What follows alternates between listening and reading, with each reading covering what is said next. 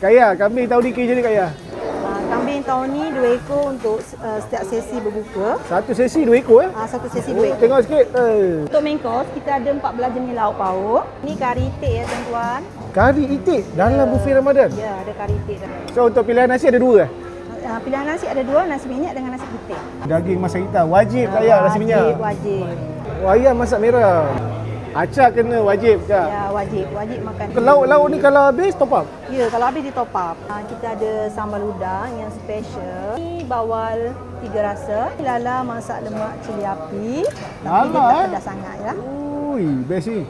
Untuk sayur kita ada 2, sayur campur dengan ulam dengan acar. Oh, kat sana lah. Dekat sana. Ikan masin gelama belah. Ini dalca ya, sup kambing ya. Ui, sop kambing. Ini ayam masak kurma. Ayam masak kurma. Lauk ni dia bertukar Kak ya? Dia bertukar-tukar. Kita ada 9 stesen daripada mi sampai ke sate. Stesen pertama kita ada mi kari dan laksa Penang. Kalau datang sini wajib cuba mi kari Kak Aya. Wajib cuba ni. Wajib. Ini stesen kuih muih Melayu.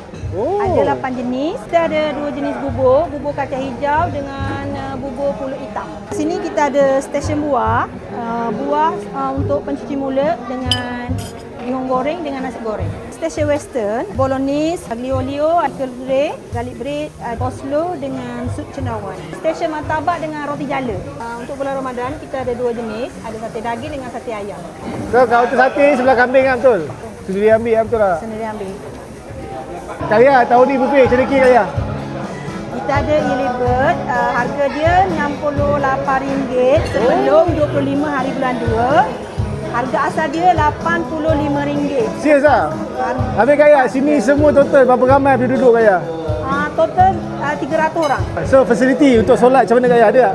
Kat sini jangan risau sebab kita ada surau dengan parking yang luas.